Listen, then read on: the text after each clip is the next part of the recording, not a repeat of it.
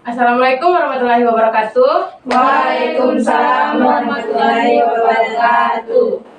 Nah, di sini kelompok kami akan mempresentasikan modul ajar kami. Materi judul ajar kami yaitu bilangan untuk menunjukkan urutan kelas 1. Sebelumnya kami akan memperkenalkan diri terlebih dahulu. Perkenalkan, nama saya Satya Prema Dewi dengan NIM 133 dan teman saya. Perkenalkan, nama saya Nurul Syaputri dengan NIM A1G1222124. Perkenalkan, nama saya Siti Wilda Tuljana dengan NIM A1G1222137. Perkenalkan, nama saya Nilumisya Perbawati dengan Sambung 121. Baik, untuk mengefisienkan waktu, langsung saja ke pemaparan materi pertama yang akan dibawakan oleh Nilumisya. Kepada Nilumisya, saya persilakan. Baik, dalam modul ajar yang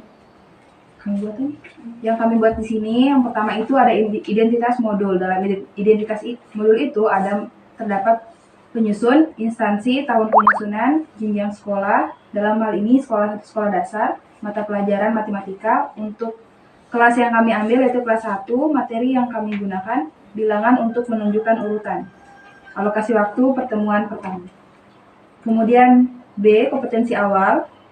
Siswa mengetahui angka yang menyatakan urutan melalui kegiatan menghitung banyaknya benda dan mengurutkan. Kemudian menyatakan posisi benda dengan menggunakan kosakata kiri, kanan, depan, atas, depan, belakang, atas, bawah, dan lain-lain. Profil pelajar Pancasila: mandiri, bernalar kritis, bergotong royong. D, sarana dan prasarana, menggunakan laptop, LCD, proyektor, dan internet. Kemudian gambar peraga, kartu angka, aplikasi lampiran. E, model pembelajaran yang kami gunakan yaitu tatap muka. Saya kembalikan ke moderator. Baik, untuk materi kedua akan dibawakan oleh Nurul Syaputri. Kepada Nurul, saya persilakan. Nah, di sini di modul kami itu ada komponen inti, yang dimana komponen inti itu tersusun dari yang pertama itu tujuan kegiatan pembelajaran. Tujuan kegiatan pembelajaran yang pertama itu menghitung dan menyatakan angka yang menyatakan jumlah dan angka yang menyatakan urutan dalam kehidupan sehari-hari, serta memahami hubungan antara angka yang menyatakan jumlah dan angka yang menunjukkan urutan. Nah, tujuan yang kedua itu dapat menyatakan posisi letak benda menggunakan kosakata depan belakang, atas bawah, kanan kiri, dan lain-lain. Nah, komponen yang kedua itu ada pemahaman bermakna. Pemahaman bermakna yang pertama meningkatkan kemampuan siswa tentang mengetahui angka yang menyatakan urutan melalui kegiatan menghitung banyaknya benda dan mengurutkan benda tersebut. Nah, yang kedua itu meningkatkan kemampuan siswa tentang menyatakan posisi letak benda dengan menggunakan kosakata kanan kiri, depan belakang, atas bawah, dan lain-lain sebagainya. Saya kembalikan kepada moderator. Baik, materi terakhir akan dibawakan oleh Siti Wilda. Kepada Siti Wilda, saya persilakan. Yang selanjutnya itu di komponen inti itu ada kegiatan pembelajaran. Kegiatan pembelajarannya itu terbagi atas 3. Yang pertama itu kegiatan pendahuluan. Kegiatan pendahuluannya ini ada guru membuka kegiatan dengan aktivitas rutin kelas sesuai dengan kesepakatan kelas seperti menyapa, berdoa, dan mengecek kehadiran. Terus yang kedua itu kelas dilanjutkan dengan doa yang dipimpin oleh salah satu yang dipilih oleh gurunya. Terus yang ketiga itu siswa diinginkan untuk selalu mengutamakan sikap disiplin setiap saat dan manfaatnya bagi tercapai cita-cita. Terus menyanyikan lagu Garuda Pancasila atau lagu nasional lainnya. Terus membiasakan membaca, menulis, dan mendengarkan. Berbicara selama 15-20 menit. Terus guru menyampaikan tujuan pembelajaran. Terus di sini ada kegiatan inti. Kegiatan inti itu mendiskusikan hal yang diketahui dalam pelajaran atau mendiskusikan materi pelajaran. Terus kegiatan penutup itu ada 2. Guru yang pertama itu menyimpulkan pembelajaran bahwa dengan meminta siswa untuk mengungkapkan pendapatnya terkait dengan materi pembelajaran yang telah dilaksanakan. Terus yang kedua, guru bersama siswa menutup kegiatan dengan berdoa dan memberi salam. Terus di sini kami mempunyai asesmen dan penilaian itu.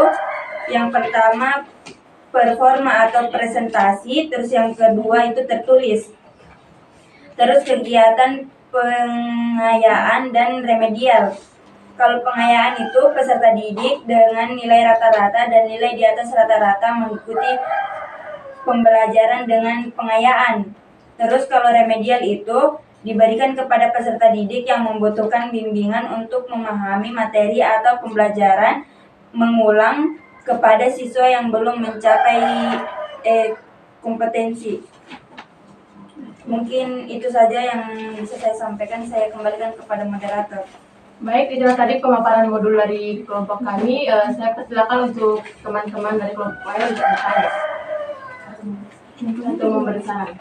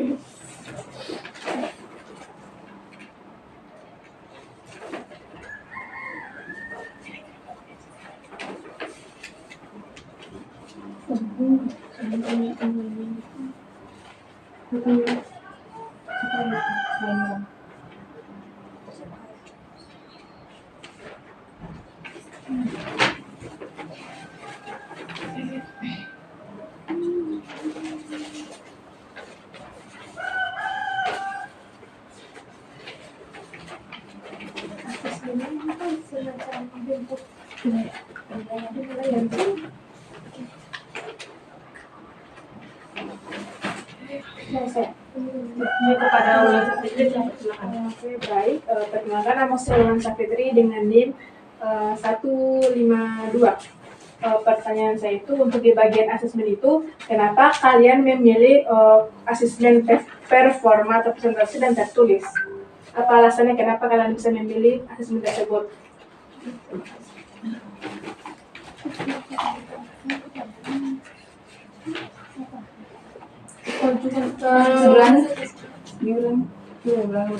Pertanyaannya itu, kenapa kalian itu memilih asesmen tertulis dan performa atau presentasi? Apa alasannya kenapa kalian bisa memilih asesmen tersebut? Yang jawab itu Siti Wilda. Oke, baiklah.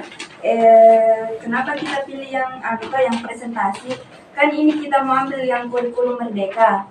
Kan kurikulum merdeka sekarang itu lebih banyak siswa yang menjelaskan daripada guru. Berarti otomatis lebih banyak presentasi. Jadi itu kita ambil penilaian presentasi karena kita lihat ke depannya. Kayak jarang nih, sekarang kan kayak kita tuh guru itu cuman kayak menilai, fasilitator. Kebanyakan mahasiswa yang menjelaskan. Jadi itu kenapa kita ambil yang presentasi, karena lebih banyak nanti ke depannya itu lebih banyak siswa yang menjelaskan daripada guru. Guru cuma menilai saja. Wow, tertulis. Yang tertulis itu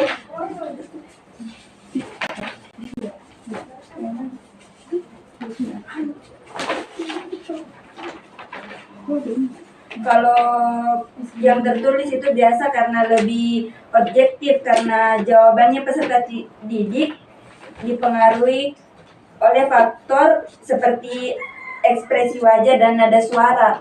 Jadi maksudnya kalau udah menjawab itu siswa tuh bisa mikir terus, oh ini siswa ini udah kurang lancar, oh ini siswa mungkin udah bisa menjawab kalau udah tulis dulu, jadi tidak bisa udah langsung menjawab. Jadi kita nilai itu lewat ini apa? Ini ya menulis. Itu saja. Baik, terima kasih. Mungkin dari teman-teman ada yang lagi yang bertanya. Apakah ada yang ingin bertanya? Yang bertanya lagi? Belum. Mungkin pertanyaan dari Wulan Sapiti tadi, Lulus Sapiti ingin menambahkan jawaban yang dipaparkan oleh Rizky Wilda. Nah, di sini kan kenapa kita mengambil asesmen performa atau presentasi dan asesmen tertulis. Nah, kenapa kami mengambil asesmen performa atau presentasi? Karena di sini kan pada kegiatan pembelajaran kami itu ada dibagikan LKPD, lembar kerja peserta didik. Nah, di situ peserta didik mendiskusikan LKPD tersebut, menjawab LKPD tersebut. Nah, di situ kegiatannya menjawab LKPD kan sudah menulis. Di situ kami memberi sebuah lembar kerja. Di situ kan peserta didik di situ dia mengerjakan dengan menulis. Dia mengerjakan LKPD tersebut secara tertulis. Nah, setelah mereka mengerjakan, setiap kelompok tersebut mereka maju di depan untuk mempresentasikan hasil kerja mereka. Nah, disitulah kita melihat bahwa mengapa kita mengambil asesmen presentasi. Nah, di situ kan sudah jelas peserta didik mempresentasikan hasil kerja lembar kerja peserta didiknya. Saya kira itu saja, saya kembalikan ke moderator. Baik, di sini juga saya akan sedikit menambahkan jawaban dari pertanyaan Wulan Sapiti. Nah, kenapa kita mengambil asesmen performa dan tertulis? Nah, di sini juga dari asesmen performa, dari asesmen performa itu kita dapat melihat kinerja peserta didik secara langsung, mana yang aktif dan tidak. Nah, di situ maka kita melihat asesmen performa agar kita bisa melihat langsung keaktifan peserta didik dalam presentasi tersebut. Nah, mengapa juga kita ambil asesmen tertulis? Di sini juga hampir sama jawaban dengan Stiulat, agar kita dapat mengukur kemampuan peserta didik begitu. Biar peserta didik juga dapat memahami materi atau materi itu tersimpan sedikit-sedikit dengan dia menulis. Ya, terima kasih. Mungkin dari Yulu Mesya akan menambahkan sedikit jawaban. Saya ingin menambahkan sedikit tadi atas pertanyaan Wulan, mengapa kita menggunakan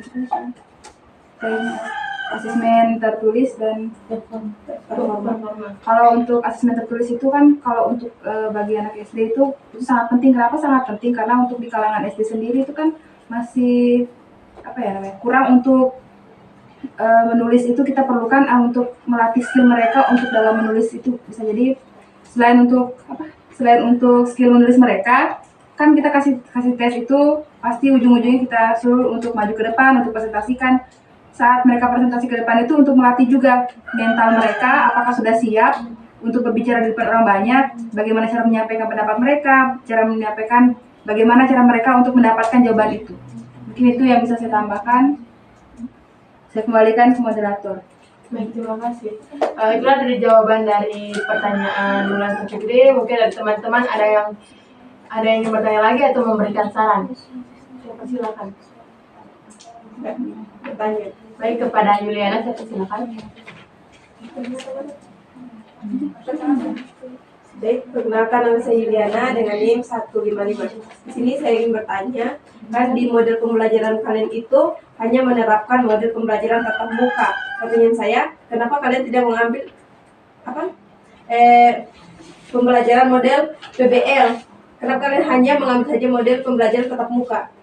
Kenapa hanya menerapkan model tatap muka? Sedangkan kan masih banyak model pembelajaran semacam PBL,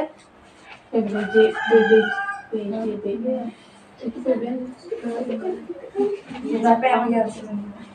Nurul kepada Nurul. Nah, di sini alasannya kita mengambil model pembelajaran tatap muka, yaitu yang pertama kan di sini yang mau diajarkan anak kelas 1 SD. Kalau menggunakan PBL itu pasti masih banyak fase-fasenya yang kalau fase pertama itu mengidentifikasi masalah atau kasus, kayak masih susah untuk peserta didik mengidentifikasi suatu masalah dalam suatu materi.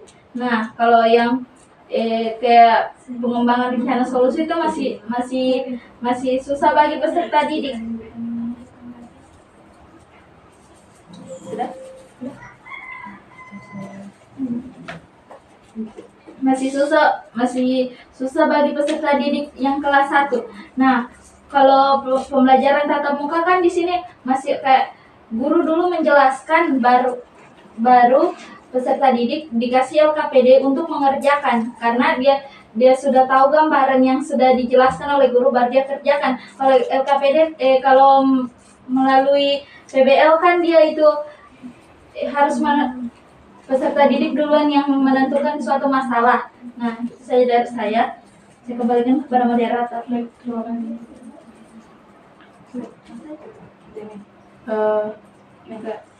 Menambahkan. Baik, kepada Indonesia saya persilakan untuk menambahkan jawaban. Baik, saya akan menambahkan sedikit jawaban dari pertanyaannya Juliana. Mengapa kalian itu mengambil model pembelajaran itu tatap muka? Baik, kenapa kita mengambil untuk tatap muka?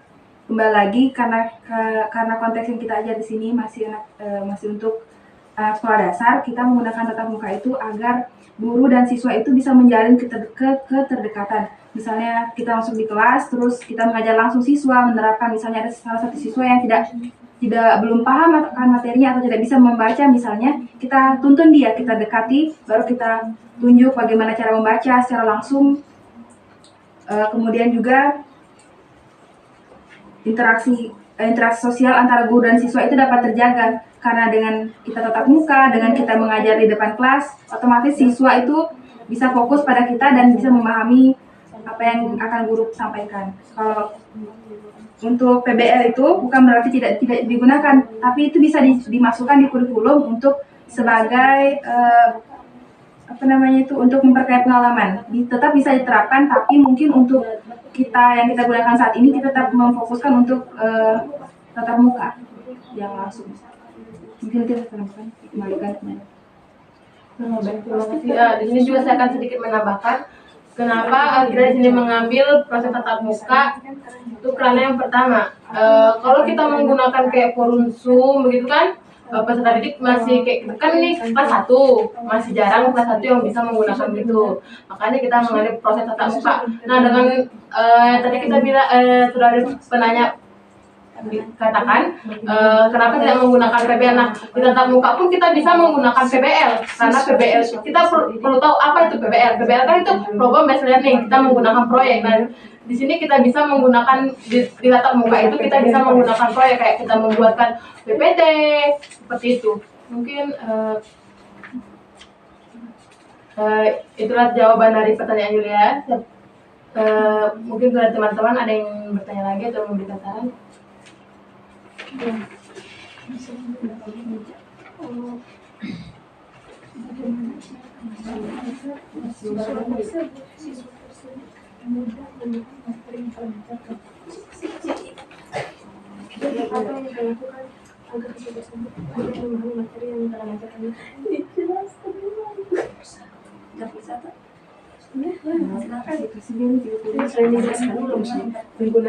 Apa saja yang untunglah. Bertanya ini kan paling sapi. Bertanya nih tentang Pertanyaan pikiran. Pertanyaan yang apa? cancelnya waktu berapa Hambatan itu. Iya, sudah kita hambatan kalian hambatan yang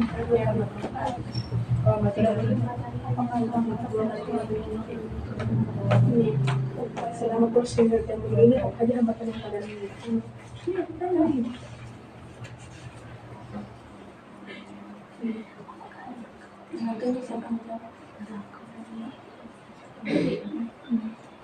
Kepada Sarvini saya persilakan. Baik, perkenalkan nama saya Sarvini dengan NIM 129. Baik, pertanyaan saya yaitu apa hambatan yang kalian dapat dalam pembuatan modul? Nilu, ya. Baik, terima kasih atas pertanyaannya. Baik, di sini saya langsung saja menjawab. Apa saja hambatan yang kami temukan dalam menyusun modul ini?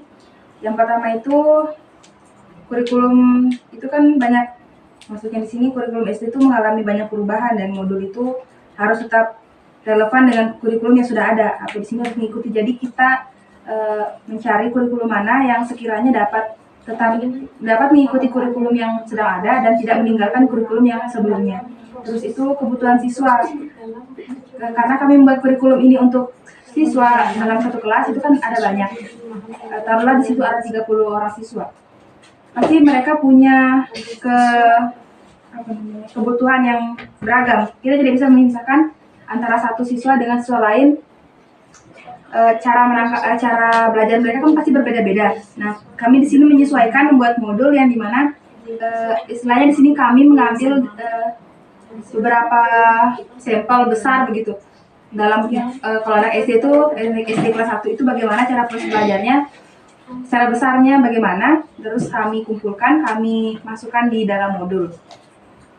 Kemudian itu keterbatasan sumber daya, misal ada untuk modul kami menggunakan seperti tadi yang telah disebutkan situ, ada proses pembelajaran tatap muka. Itu karena keterbatasan dari sekolah yang kami ingin jadikan sebagai acuan dalam modul itu memiliki keterbatasan dalam hal ini seperti komputer atau bahan ajar yang kurang. Kemudian keterampilan guru dalam mengembangkan modul itu, misalnya di sini harus mendapatkan pelatihan lagi karena seperti saya katakan tadi, modul ini kan dapat berubah-ubah sesuai dengan kurikulum. Mungkin itu yang bisa saya tambahkan, saya kembalikan. Itulah tadi jawaban dari pertanyaan saat ini. Di sini teman kami Siti Wilda akan menambahkan sedikit jawaban dari pertanyaan saat ini. Tadi kan pertanyaannya kesulitan yang kita hadapi selama kita buat ini. Yang pertama itu kayak kita susah mau menentukan kayak kelas berapa kita mau ambil untuk kita jadikan, untuk kita buatkan modul. Terus kayak materi matematika kan kayak ada banyak tuh, jadi kayak kita bingung juga materi di kelas materi apa yang kita mau ambil. Misalnya kayak tema, kan sekarang tema, jadi kayak misalnya kita mau ambil tema 1 kayak terlalu rumit lagi, terlalu banyak materinya. Kita mau ambil lagi tema 2, jadi kita susah tentukan itu. Terus kan kita baru dapat ini tuh kayak pembuatan modul, jadi kayak kita bingung bagaimana penyusunannya ini modul. Terus kayak misalnya kan kayak SD tuh misalnya gimana nih, kayak maksudnya kita susah mau menentukan karena baru kita membuat, jadi kayak kita pertama kayak kita bingung modul itu modelnya bagaimana Kak, karena kan LPP dengan modul itu beda. Jadi kayak kita berpikir lagi, kita harus lagi cari di Google kalau penyusunan modul itu kayak bagaimana bagian-bagiannya. Mungkin gitu kalau dari saya. Baik, sedikit tambahan dari saya. Nah, kesulitan dalam menyusun modul ini yang hampir sama seperti Siti Wilda, itu memang kita kesusahan dalam menentukan materi. Nah, di sini juga kita kekurangan dari referensi materi atau buku-buku siswa dan buku guru, karena itu kan lumayan sulit dicari. Nah, kemudian juga kita juga susah menyesuaikan materi apa saja yang ada di kelas 1 atau di kelas lain begitu. Mungkin itu saja tambahan dari saya. Ada tambahan dari Ibu Syafruti. Nah, kan di sini pertanyaannya tadi kesulitan apa saja pada saat menyusun modul toh? Nah, di sini yang pertama itu pada saat sebelum menyusun modul itu kami masih bingung untuk mencari silabus mana yang kami akan ikuti. Kan sebelum membuat modul itu kita ambil dulu dari kompetisi dasar yang di silabus, apakah itu yang 3.1, 3.2 atau 4.1, 4.4. Pokoknya kita masih bingung. Nah, di situ kami mengambil yang 3 bagian pengetahuan dan yang 4 itu keterampilan. Nah, setelah kita sudah menyusun kompetensi awal, di situ kami bingung lagi. Kan profil Pancasila itu ada 5. Nah, di situ kami bingung yang mana lagi mau diambil karena ada bergotong royong, bernalar kritis, mandiri, kerja sama tim, itu kan pasti ada di setiap peserta didik. Nah, tidak mungkin kita mau kasih masuk semua, pasti cuma sebagian yang dikasih masuk. Nah, di situ salah satu kesulitannya. Nah, sarana dan prasarananya untuk mengajar dengan modul ini, itu sarana dan prasarananya itu juga masih susah karena belum tentu semua sekolah menyediakan laptop, LCD dengan ada jaringan internet. Di situ kan masih ada kesulitan. Iya. Kalau kalau kegiatan pembelajarannya ini juga masih susah, masih kayak kesulitan sekali untuk menyusun kegiatan pendahuluan, karena kan itu modul ini cuma 1 kali jam pertemuan. Nah, kita belum tahu itu kegiatan pendahuluan itu makan berapa menit. Apakah bisa kita targetkan 10 menit, tapi pada saat di kelas itu belum tentu 10 menit yang terpakai. Pasti bisa kurang, bisa lebih. Nah, pada saat kegiatan intinya juga itu pasti tidak secepat itu peserta didik memahami materi itu, karena 1 jam pertemuan itu sangat cepat. Begitu juga pada saat kegiatan penutup. Nah, itu saja yang bisa saya tambahkan. Kembalikan ke moderator. Terima kasih. Itu tadi jawaban dari pertanyaan saat ini. Kepada teman-teman saya persilakan untuk bertanya. Baik, kepada Windy saya persilakan. Baik, perkenalkan nama saya Windy dengan stambuk A1 G1 22 150. Jadi yang ingin saya tanyakan kepada kelompok Materi. Jadi yang ingin saya tanyakan kepada kelompok materi yaitu apakah ada langkah khusus yang kalian terapkan dalam proses pembelajaran agar siswa mudah memahami materi yang akan kalian bawakan? Ada apa langkah khusus yang kalian bawakan kepada kegiatan khusus yang kalian bawakan Supaya siswa tersebut itu mudah memahami, gampang mengerti materi yang kalian bawakan. kepada Satya. Baik, terima kasih. Di sini kan pertanyaan apakah ada langkah-langkah khusus yang kita terapkan untuk agar siswa kelas 1 itu paham dengan materi. Nah, yang pertama itu kita bisa menggunakan game. Yang pertama kami menyiapkan dengan menggunakan game, karena kan kelas 1 masih kayak suka bermain begitu. Nah, dengan kita buatkan game, mereka lebih mudah memahami bagaimana caranya memahami materi ini. Dari game itu juga kan kita ini materinya tentang bilangan untuk menunjukkan urutan. Nah, kita bisa menggunakan game kayak misalnya urutan apel, hewan, kayak begitu kan. Kita bisa menggunakan urutan tersebut untuk game tersebut untuk kita berikan kepada siswa agar mudah memahami materi. Baik, itu saja jawaban dari saya. Mungkin gimana tambahan? Baik, kepada Nur Saput. Nah, di sini kan pada modul kami ada yang digunakan sarana yaitu kartu gambar, kartu angka dengan gambar peraga. Nah, di situ dengan gambar peraga, kartu gambar, kartu angka itu kita bisa menempelkan pada papan tulis. Nah, di situ peserta didik kita mau cari tahu yang mana yang sudah paham, yang mana yang belum paham. Nah, di situ kita mengurutkan kartu gambar binatang dengan gambar angka itu sampai peserta didik paham, apakah dihitung dari kanan ke kiri, atas ke bawah, pokoknya sampai peserta didik itu paham. Itu saja yang bisa saya tambahkan. Baik, kepada Meji saya persilakan. Mungkin saya tambahkan sedikit caranya untuk agar cepat siswa itu paham.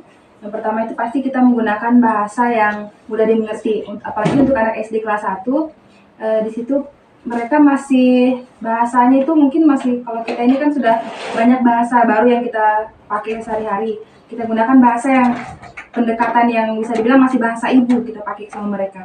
Terus dalam pembelajarannya juga saat menerangkan materi itu pasti kita menggunakan peraga. Misalnya itu gambar dari hewan, misalnya gambar berbagai hewan atau macam buah-buahan.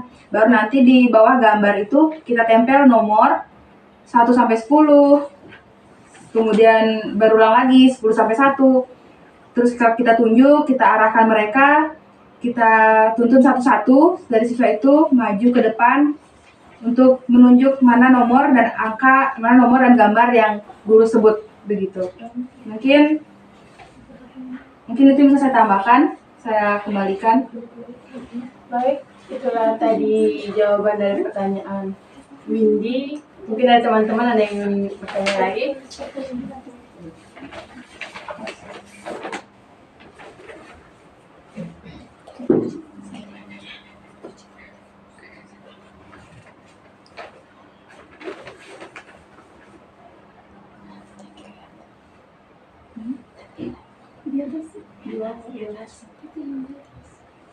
Mungkin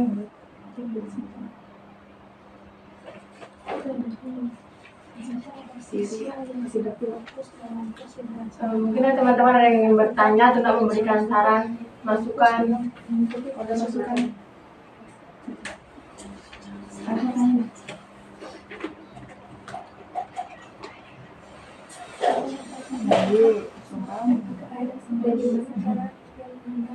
Apa caranya akan dilakukan jika ada siswa Anda tidak fokus dalam fokus dengan tidak fokus pembelajaran? Cara mengarahkan fokus siswa. Jika ada siswa yang tidak fokus dalam mengikuti pelajaran, bagaimana cara Anda agar mereka bisa fokus dalam pembelajaran? Ya, Baik, kepada Siti Rahmawati, silakan. Baik, terima kasih atas kesempatannya. Dan di sini saya akan bertanya, jika ada peserta didik misalnya yang tidak fokus dalam suatu pembelajaran dalam kelas, bagaimana cara kalian sebagai guru agar mereka itu bisa fokus pada kegiatan pembelajaran berikutnya? Saya silakan kepada Nibu Mesya Prabawati. Baik, kepada Indonesia. Terima kasih atas pertanyaannya. Bagaimana cara kami sebagai guru nantinya untuk mengarahkan fokus siswa agar dia bisa fokus? Pasti kami akan membuat yang namanya ice breaking atau permainan untuk siswa. Dalam hal ini atau juga kita mengajak siswa untuk bernyanyi, entah itu bernyanyi, tepuk tangan. Pastinya yang paling seru itu pasti kita buat games, misalnya mengarahkan siswa untuk fokus siswa. Misalnya games yang kami gunakan di situ untuk fokus, misalnya kami menyuruh siswa itu untuk mengikuti setiap kata yang guru ucapkan. Nantinya pasti siswa akan ada yang tidak fokus, nantinya itu siswa tersebut nanti akan entah disuruh maju ke depan untuk menyanyi atau mengulangi cara bermain yang tadi. Dengan begitu siswa akan kembali fokus untuk mengikuti pelajaran. Saya kembalikan moderasi.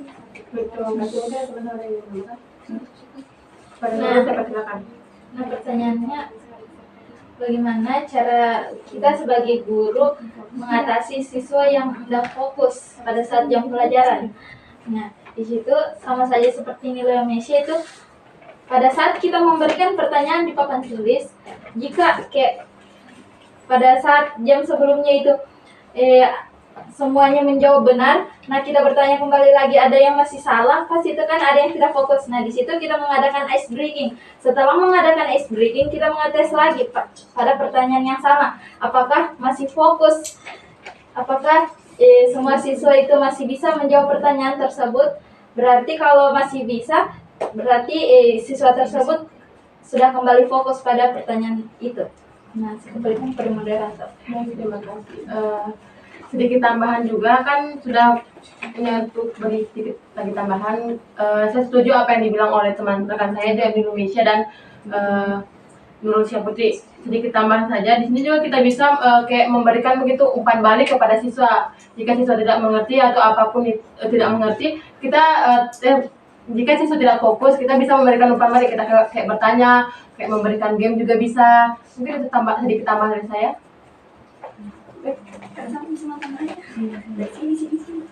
Baik, itulah tadi jawaban dari pertanyaan Siti Rahmawati. Mungkin dari teman-teman ada yang ingin bertanya atau memberikan saran, masukan dari modul yang kami buat.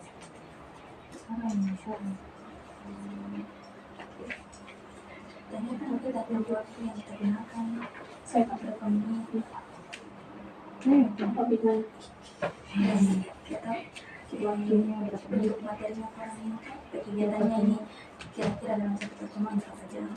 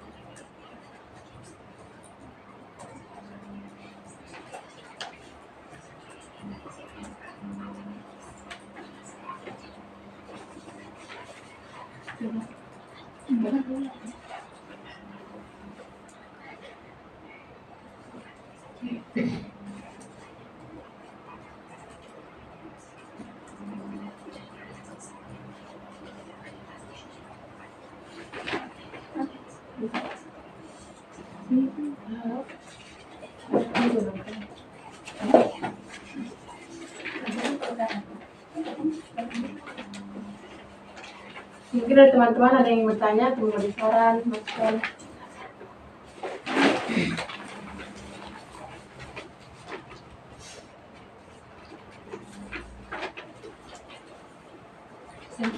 Baik, kepada nanti saya persilakan.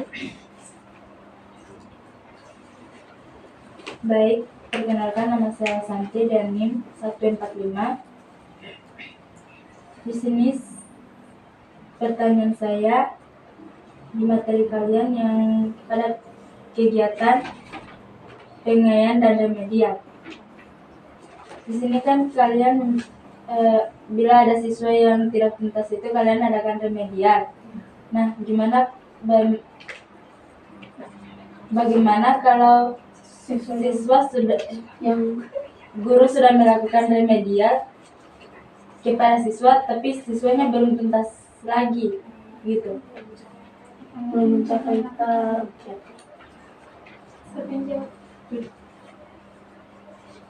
Yang akan dijawab oleh Nurul Saputri. Nah, pertanyaannya yaitu bagaimana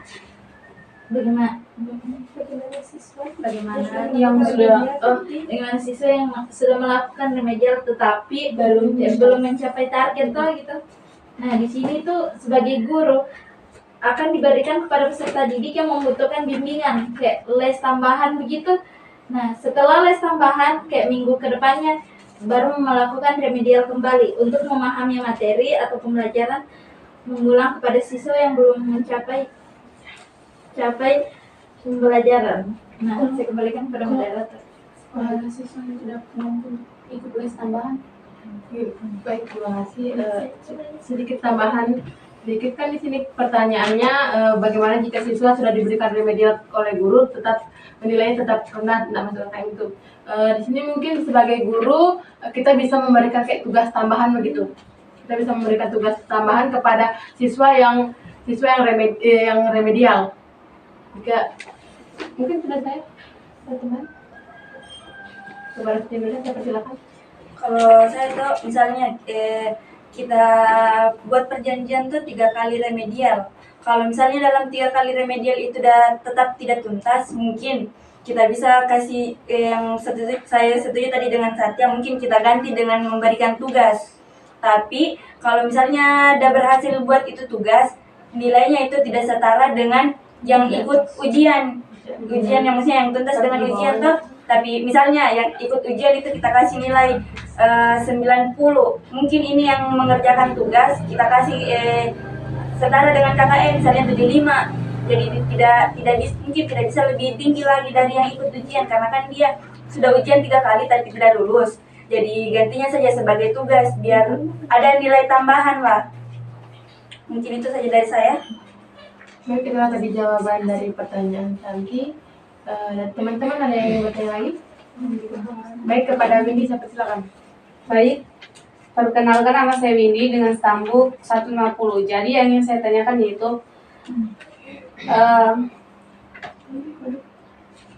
yang ingin saya tanyakan mengenai waktu. Yang ingin saya tanyakan Ada dengan waktu?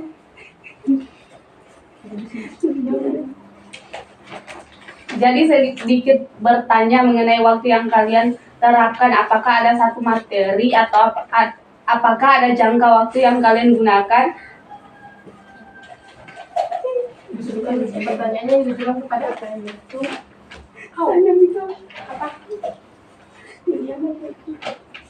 Untuk membahas materinya itu waktunya apakah menurut kalian sudah cukup untuk 1 kali pertemuan atau tidak?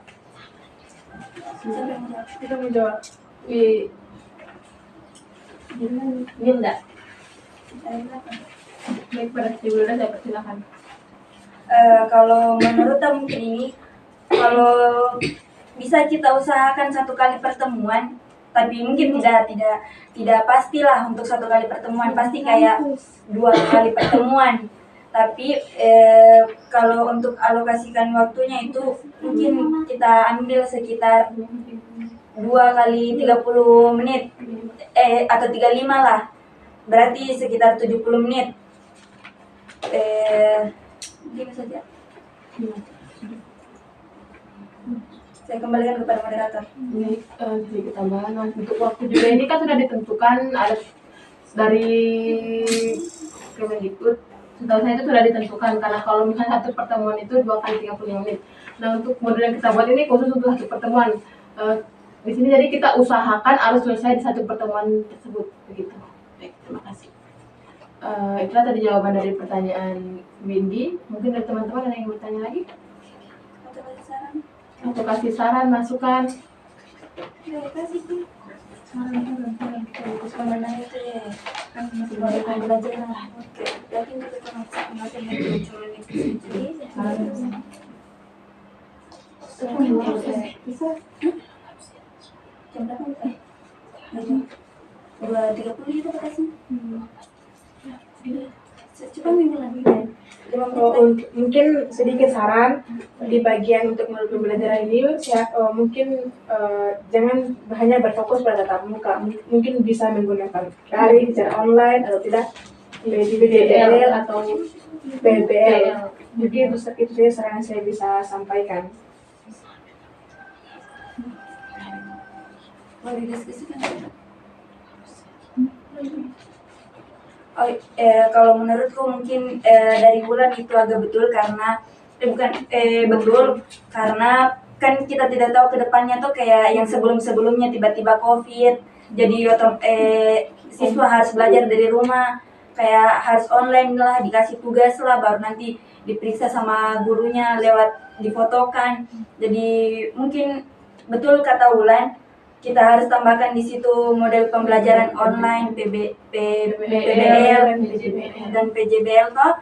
Jadi mungkin sebentar kita akan ubah untuk masukkan itu tadi.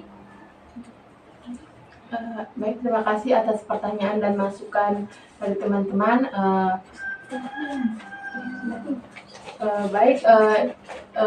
Itulah tadi presentasi dari kelompok kami. Kurang lebihnya mohon dimaafkan. Saya akhiri dengan ucapan Assalamualaikum warahmatullahi wabarakatuh. Waalaikumsalam warahmatullahi wabarakatuh.